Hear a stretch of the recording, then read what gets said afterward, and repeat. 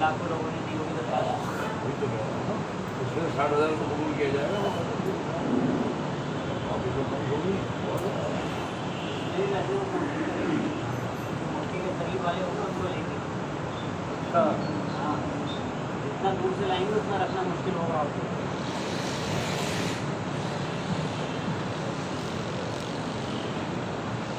वही ना आपकी 1500 किलोमीटर आता है बता। السلام عليكم आ रहे الحمد لله यूरोप से पाबंदी हटाई थी الحمد لله نحمده ونستعينه ونستغفره ونؤمن به ونتوكل عليه ونعوذ بالله من شرور أنفسنا ومن سيئات أعمالنا من يهده الله فلا مضل له ومن يضلله فلا هادي له ونشهد أن لا إله إلا الله وحده لا شريك له ونشهد أن سيدنا ونبينا ومولانا محمدا عبده ورسوله صلى الله تعالى عليه وعلى آله وأصحابه وسلم تسليما كثيرا كثيرا أما بعد فأعوذ بالله من الشيطان الرجيم بسم الله الرحمن الرحيم وأحل الله البيع وحرم الربا صدق الله العظيم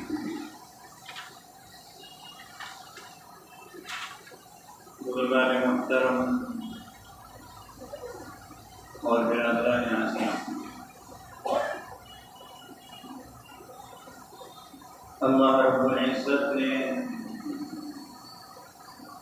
جب ہماری تخلیق فرمائی اور ہمیں دنیا میں بھیجا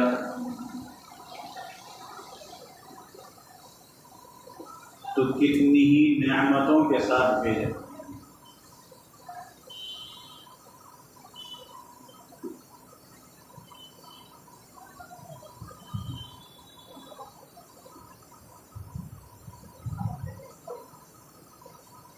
انہی نعمتوں میں سے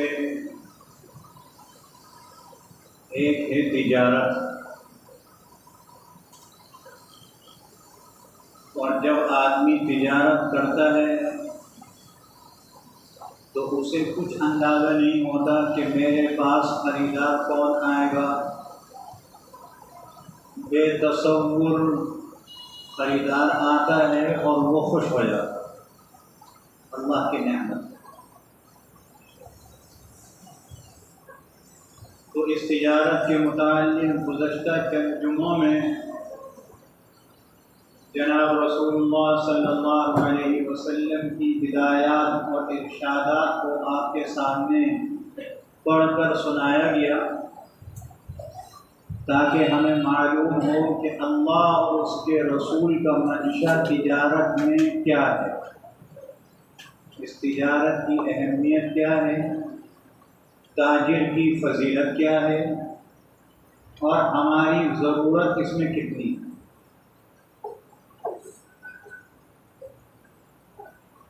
تو چونکہ ہمارا اب ماحول اور مزاج بدل گیا، اب اگر کوئی صورت ہمارے سامنے تجارت کی حرام آتی ہے تو ہم شاید یہ سمجھتے ہیں کہ ہمارے لیے اس حرام کو دور کر کے حلال تجارت کرنا مشکل ہے۔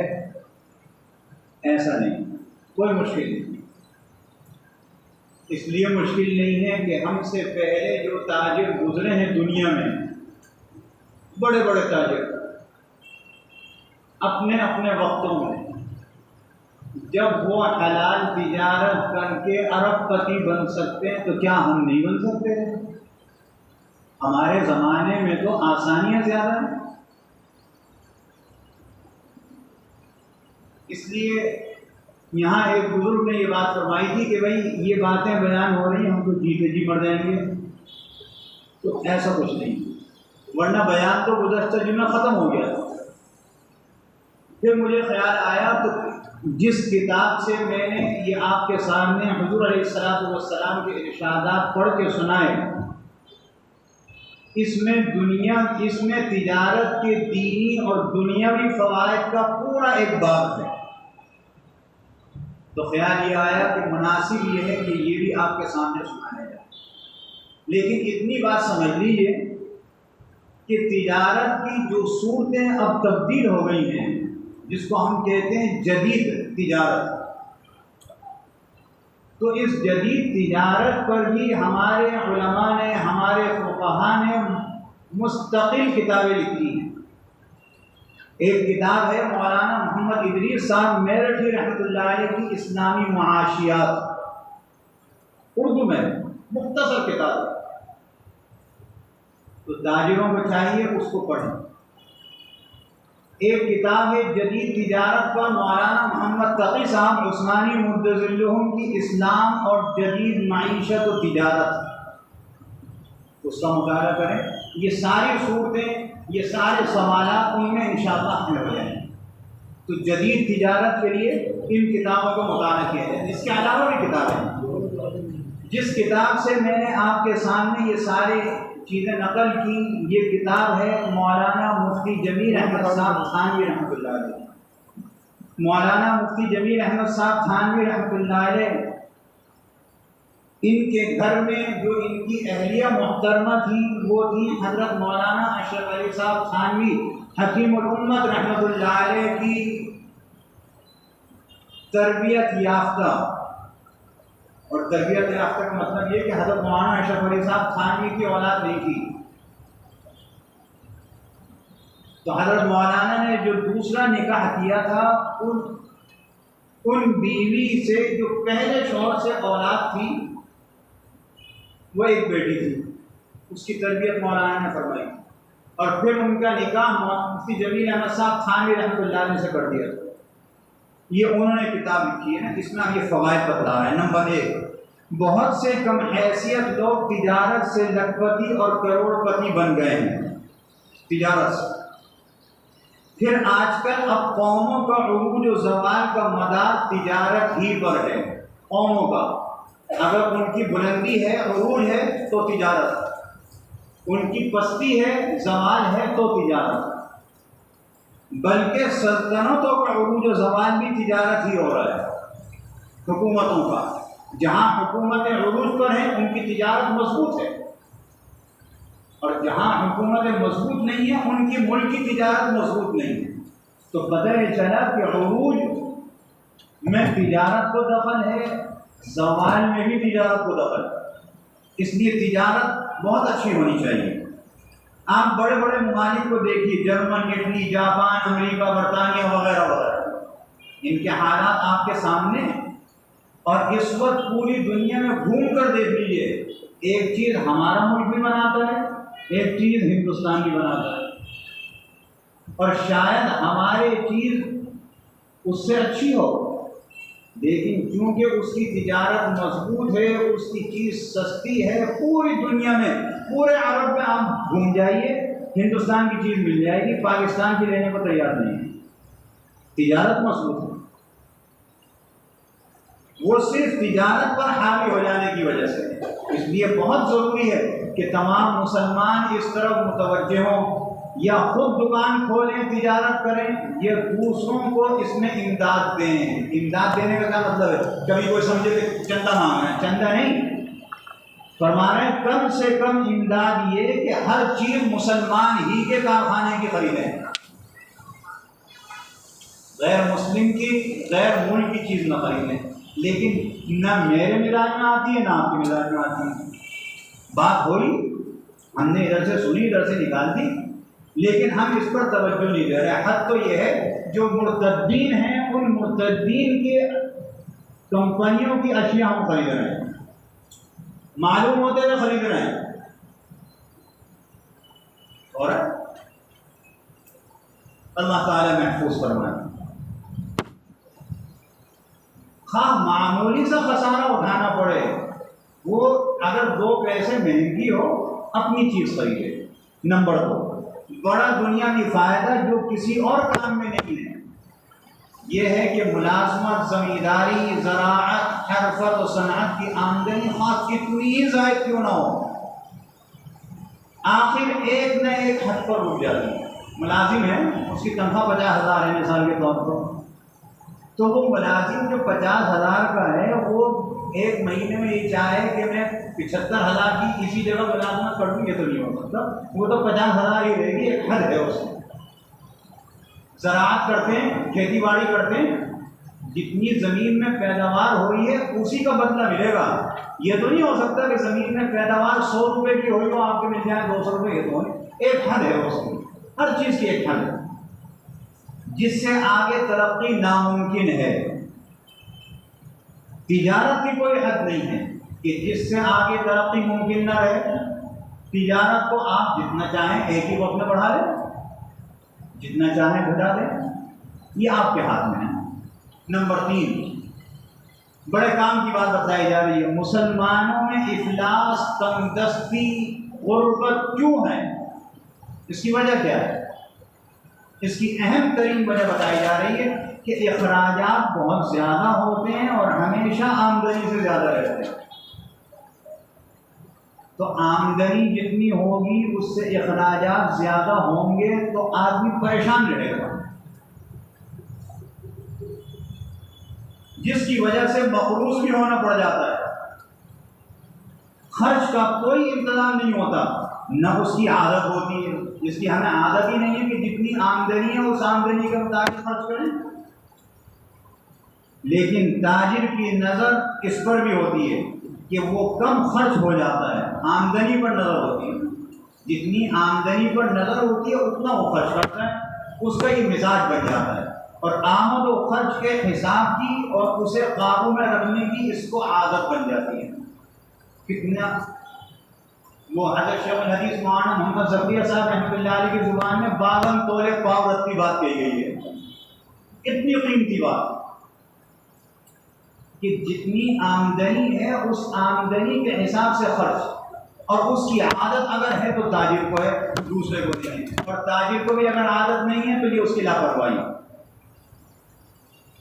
اس لیے پس انداز کرنا ضروری ہو جاتا ہے، اور یہی وجہ ہے کہ آپ تاجروں کو بنسبت اوروں کے خوشحال دیکھیں گے۔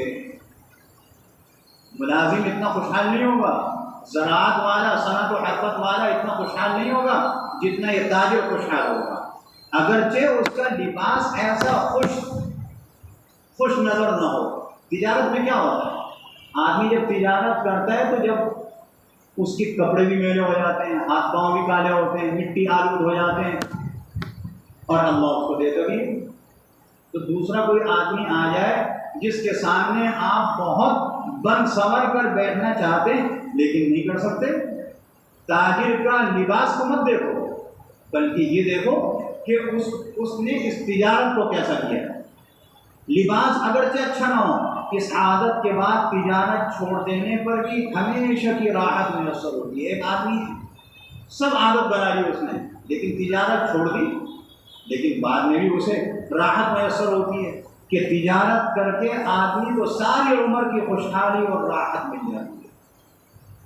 آج کل ہر شخص پریشان ہے، اس کا خرچہ اس کی آمدنی سے پورا نہیں ہوتا، خواہ کتنا ہی بڑا زمیندار یا بڑی تنخواہ کا اہلکار، حتیٰ کہ وزیر اعظم بھی کیوں نہ ہو، وزیر اعظم صاحب کہتے ہیں میری تنخواہ میں پورا نہیں ہوتا، حالانکہ لاکھوں تنخواہ ہے۔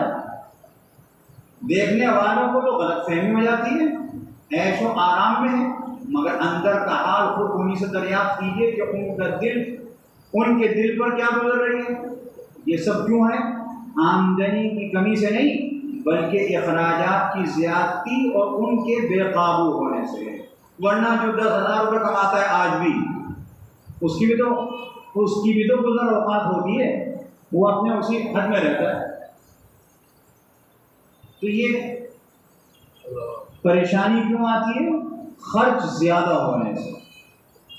لیکن آپ کو اس معاملے میں بے پریشان یا کم پریشان آدمی ملیں گے تو وہ تاجر ملیں گے جن کو خرچ کنٹرول کرنے کی عادت ہے، جن کو خرچ کنٹرول کرنے کی، جن کا خرچ کنٹرول نہیں ہے وہ بھی پریشان رہیں گے۔ اس لیے نہ ان کے خرچ بے قابو ہیں اور نہ وہ پریشان ہیں۔ تاجر کی صفت بیان ہو رہی ہے۔ نمبر 4، اور ایک عجیب بات اور سن لیجیے کہ دولت خود تو کوئی کارآمد شے نہیں ہے۔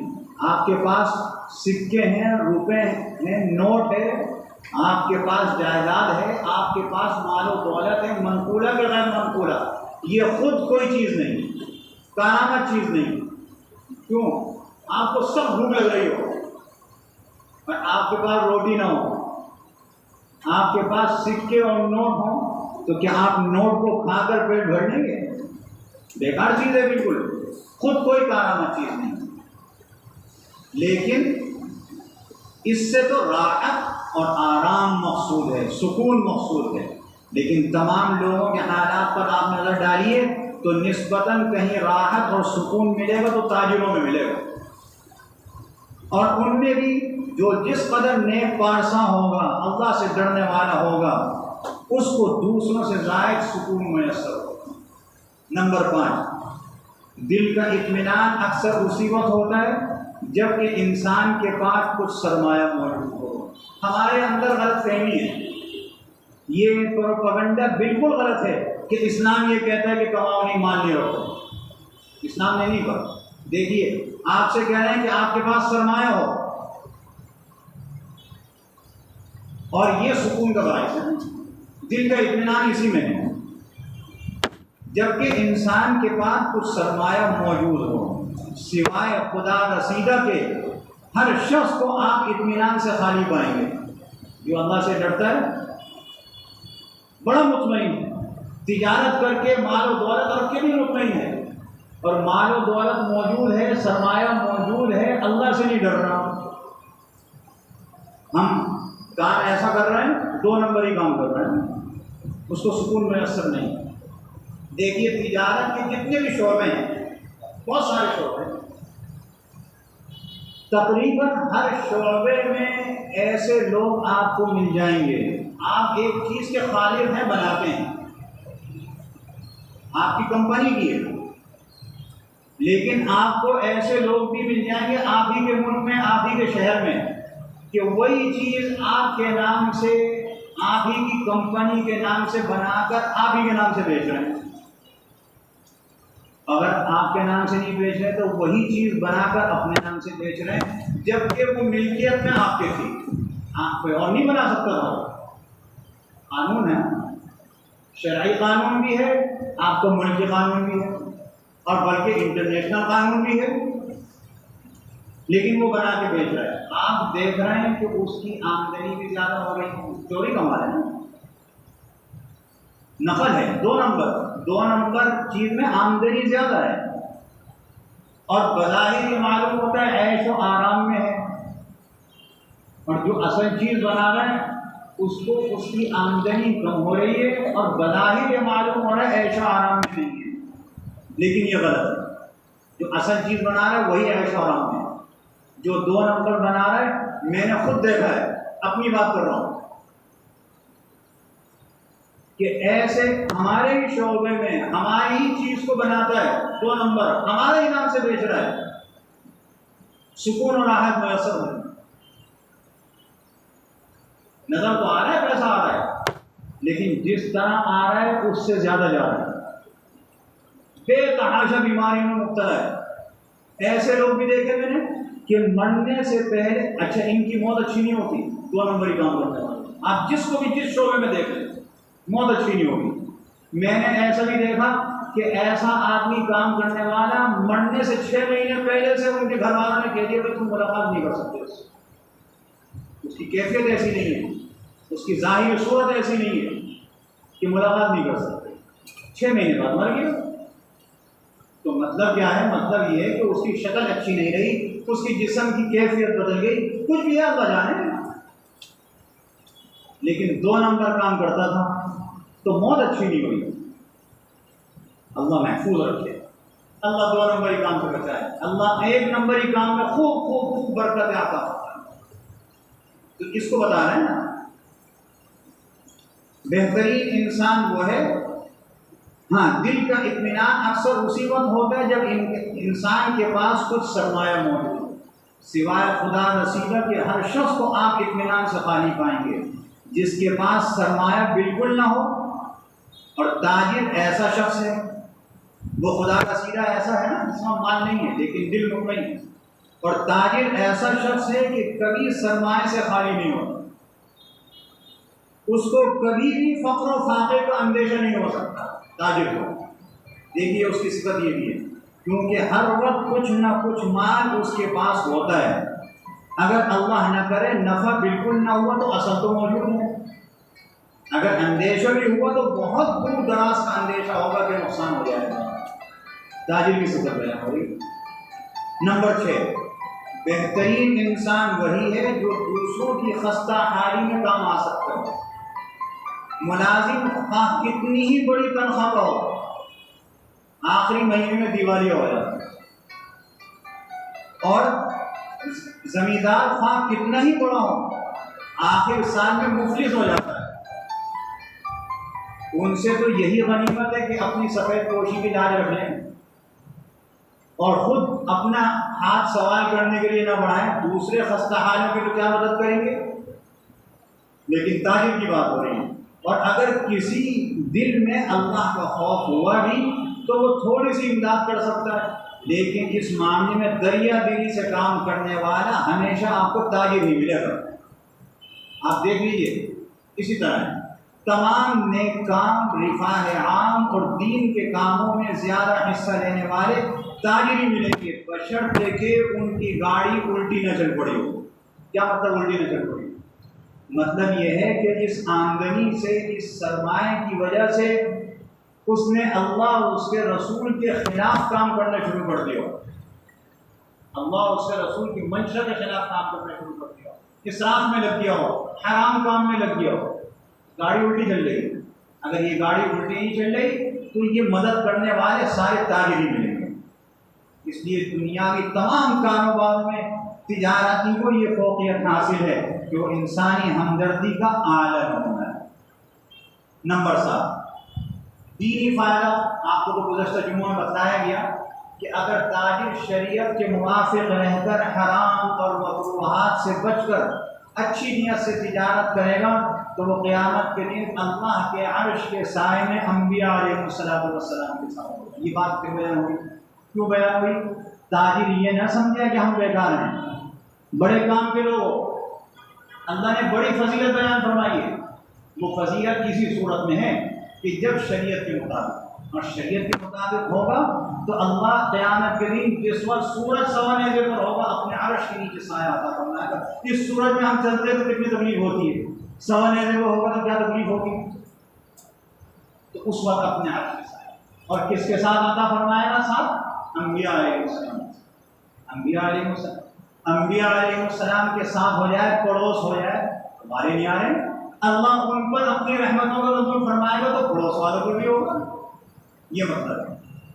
نمبر 8، ایک بات یہ بھی ہے کہ تمام سرمایہ لگانے کے بعد اس کو ہر وقت توکل یعنی اللہ پر بھروسہ ہو جاتا ہے۔ تاجر کی اتنی عظیم صفت ہے، سب کچھ لگا دیا تجارت میں، مال بھر لیا، سب چیز ہو گئی، اسے یہ تھوڑی پتہ ہے کون خریدنا ہے، اب توکل کر رہا ہے، یہ متوکل بھی بن گیا۔ اللہ پر توکل ٹوٹ ٹوٹ کر اس کے دل میں بھر گیا، اور ابھی بات پوری نہیں ہوئی، صرف فرماتے ہیں کیونکہ خریدار مل گئے تو فائدہ ہے ورنہ نقصان ہے۔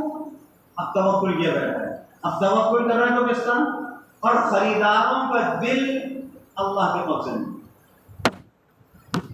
ہمارے آپ کے پاس جو خریدار آتے ہیں اللہ کے بھیجے ہوئے آتے ہیں، میرا آپ کا کوئی کمال نہیں، اللہ کے قبضے میں۔ اس واسطے اس کا دل ہر وقت دعا کر رہا ہے کہ اللہ میں نے اتنا مال جمع کیا، ساری پونجی لگا دی، کسی کو بھیج دے، توکل ہو گیا۔ توکل کرنے کے بعد اللہ سے بھیک مانگ رہا ہے، دعا کر رہا ہے، کتنی بڑی توفیق ہو گئی، کتنی بڑی اس کی فضیلت، اور حق تعالیٰ کی طرف متوجہ ہو گیا، توجہ اس کی طرف ہو گئی، یہ اس کی بہت بڑی فضیلت۔ باقی انشاءاللہ آئندہ جمعہ عرض کیا جائے گا. اللہ رب العزت مجھے اور آپ کو سب کو عمل کی توفیق عطا فرمائے. وآخر دعوانا الحمد للہ رب العالمین.